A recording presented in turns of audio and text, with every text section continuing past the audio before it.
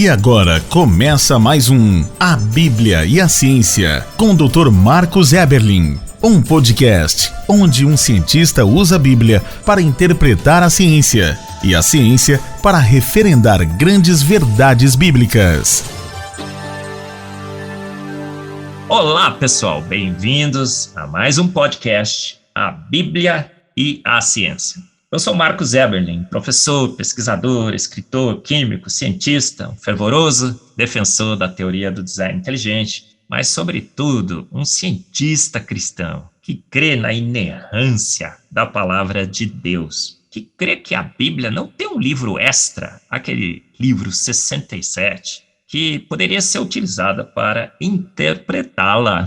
E, pelo contrário, que crê, então, que a Bíblia é suficiente, a Bíblia que contém as verdades. E quando a ciência corrobora a palavra, ótimo, mas quando a ciência mostra algo diferente, indúbio pró Bíblia, temos que ficar com a palavra de Deus. Há verdades, grandes verdades científicas anunciadas pela Bíblia muito antes e que, às vezes, se confrontaram com verdades científicas. Verdades anunciadas, ousadas, extremamente arriscadas da palavra de Deus, que a ciência olhava e fala, não, isso não pode ser verdade, deve ser realmente mitologia, poesia, inverdades, mas não, dado após dado, espectro após espectro, a verdade que é enfatizada a cada avanço da ciência, que grandes são as obras do Senhor, como disse uma vez J.J. Thomson, pai da espectrometria de massas. E a verdade que é enfatizada a cada avanço da ciência é que a Bíblia sempre teve, sempre tem, sempre terá razão. Magnífico, não é? E nesse podcast número 13, falaremos de outra grande verdade científica da Bíblia. O título é esse, A Arca High-Tech de Noé. Talvez você já tenha estudado, talvez nas suas escolas bíblicas, na sua igreja, sobre a Arca de Noé. E aí você vê lá o barquinho, né, bem rudimentar, pequenininho, abarrotado de bichos. E aí você fica pensando, nossa, será que esse barquinho rudimentar, baixa tecnologia, abarrotado assim de bicho, a girafa lá com o pescoço de fora, o elefante, os dinossauros, poderia navegar bem em mares bravios, em grandes tsunamis que provavelmente ocorreram durante o dilúvio? Aí você fica meio a duvidar. Por quê? Porque aquela representação, muitas vezes, que aprendemos nas nossas igrejas, está totalmente equivocada.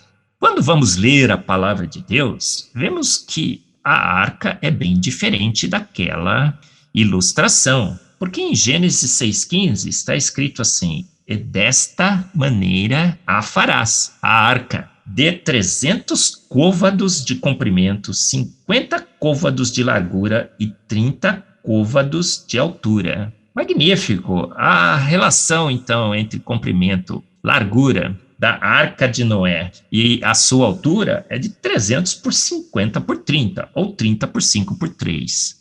Um relato técnico que descreve um barquinho rudimentar, não, um imenso barco. A Arca, por exemplo, ela é maior do que o Titanic, em capacidade de acomodar carga. As suas dimensões são magnificamente bem estabelecidas para um barco imenso que possa carregar carga. Então, o barco não é aquele rudimentar que você viu naquela ilustração na sua escola bíblica. Esqueça, possível de ser construído em madeira. Muitas simulações em engenharia naval, escolas de engenharia naval já fizeram várias simulações em tanques e tudo mais, e perceberam que essas dimensões de 300 por 50 por 30 descrevem um barco imenso, maior que o Titanic, em capacidade de carga, e o barco maior possível de ser construído em madeira. Olha só, muitas pessoas dizem, nossa, Marcos, o dilúvio de Gênesis é alegoria, é mitologia, é Deus descrevendo lá que destruiu a terra, mas talvez, né, foi uma inundação local, aquilo lá realmente não é o barco. Não entraram na arca Não, o relato é técnico e as dimensões são magnificamente bem descritas. O maior barco possível de ser construído em madeira. Foram analisar também se o barco seria estável, confortável e resistente. Sabe o que descobriram?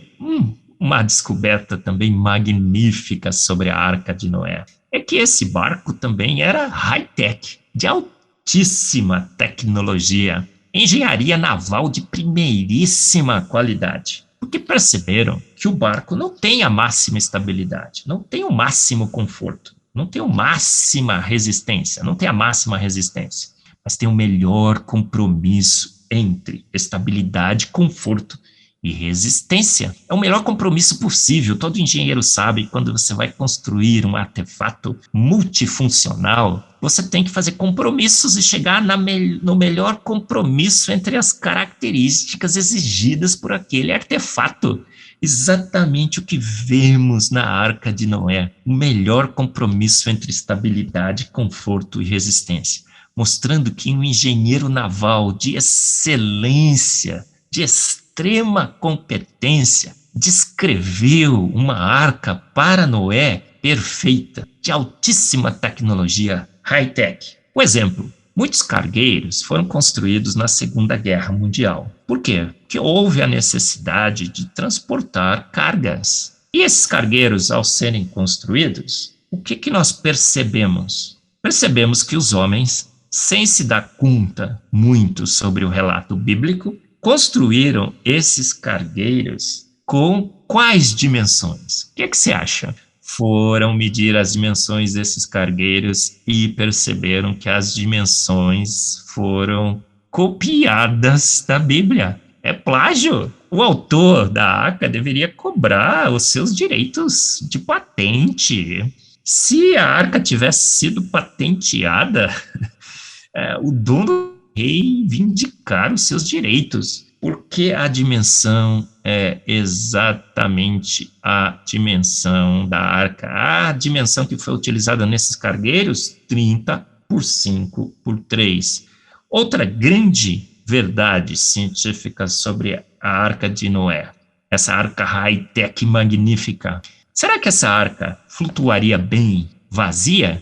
Será que essa arca flutuaria bem totalmente carregada? Não. Perceberam que a melhor flutuabilidade, o melhor conforto, a melhor resistência ocorreria se a arca tivesse entre 30% e 40% carregada. Novas simulações foram feitas para descobrir quantos animais teriam entrado na arca. A especiação não tinha começado, as famílias ainda estavam preservadas, caninos, felinos, e a conta deu entre 6 e 7 mil animais, que na arca corresponderia a 30% da sua ocupação, aonde a arca teria o melhor conforto, resistência, estabilidade, flutuabilidade. Magnífico, não é? Você gostou de aprender mais uma grande verdade científica da Bíblia. Quem descreveu a arca descreveu um artefato naval de altíssima tecnologia, a arca high-tech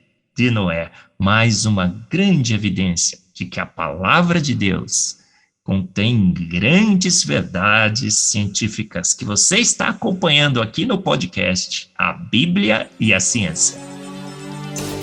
Você ouviu mais um A Bíblia e a Ciência, com o Dr. Marcos Eberlin, um podcast onde a Bíblia e a ciência bem interpretados concordam plenamente. Conheça mais acessando agora o Instagram do Dr. Marcos Eberlin, instagram.com/Marcos Eberlin, e a Coval Press, www.covalpress.com. Se você deseja ouvir os demais episódios, acesse agora a nossa plataforma www.rede316.com.br e conheça mais.